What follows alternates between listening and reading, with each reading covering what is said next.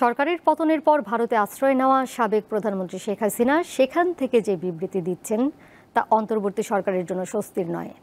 ভারতকে এমন বার্তা দেওয়ার কথা জানিয়েছেন পররাষ্ট্র উপদেষ্টা তৌহিদ হোসেন। তিনি আরও বলেন, সব শক্তিধর রাষ্ট্রই অন্তর্বর্তী সরকারের পাশে রয়েছে।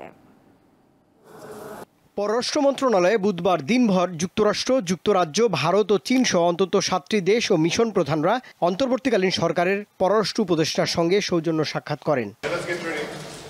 পরে গণমাধ্যমের সঙ্গে কথা বলেন এসব দেশের রাষ্ট্রদূতরা।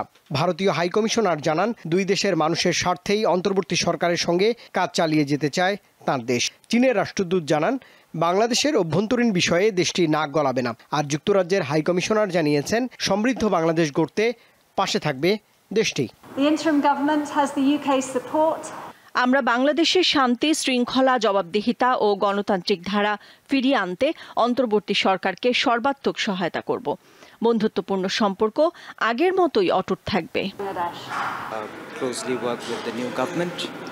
আজ শুধু সৌজন্য সাক্ষাৎ ছিল, কোনো এজেন্ডা ছিল না। দুই দেশের মানুষের স্বার্থে অন্তর্বর্তী সরকারের সঙ্গে কাজ চালিয়ে যেতে চায় ভারত। দুই দেশের মানুষের পারস্পরিক যোগাযোগ ও স্বার্থকে সবসময় গুরুত্ব দেয় দিল্লি।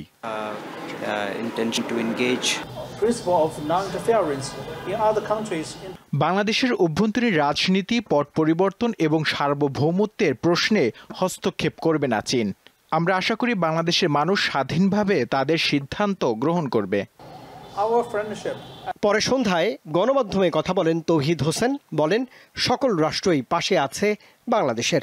কমন একটা অবস্থান কিন্তু বেরিয়েছে যে তারা কি চায় হলো যে, এবং আমরাও মানুষ হিসেবে চাই যেটা, সেটা হলো যে আমরা প্রতি 5 বছর অন্তর যেন আমাদেরকে লড়াই করতে না হয় যে কীভাবে ভোট দিতে হবে।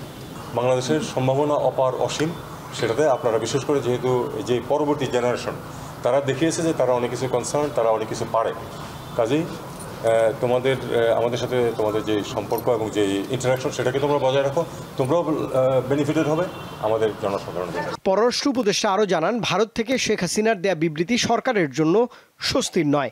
এছাড়াও দেশটির গণমাধ্যমের অতিরঞ্জিত প্রচার দ্বিপাক্ষিক সম্পর্কের জন্য সুখকর নয় বলেও উল্লেখ করেন তিনি। এটাকে আমি বলছি না যে আমরা হোস্টাইল অ্যাক্ট হিসেবে একেবারে সরাসরি বলছি না, কিন্তু এটা তো আসলে বন্ধুত্বপূর্ণ সম্পর্কের অন্তরায়। এটাই আমি তাকে বলার চেষ্টা করছি। আমরা চাই যে তিনি ভারতে বসে যেন এটা না করেন।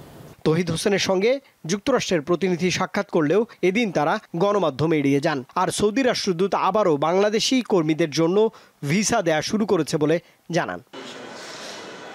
রুবায়েত হাসান, দীপ্ত সংবাদ, ঢাকা।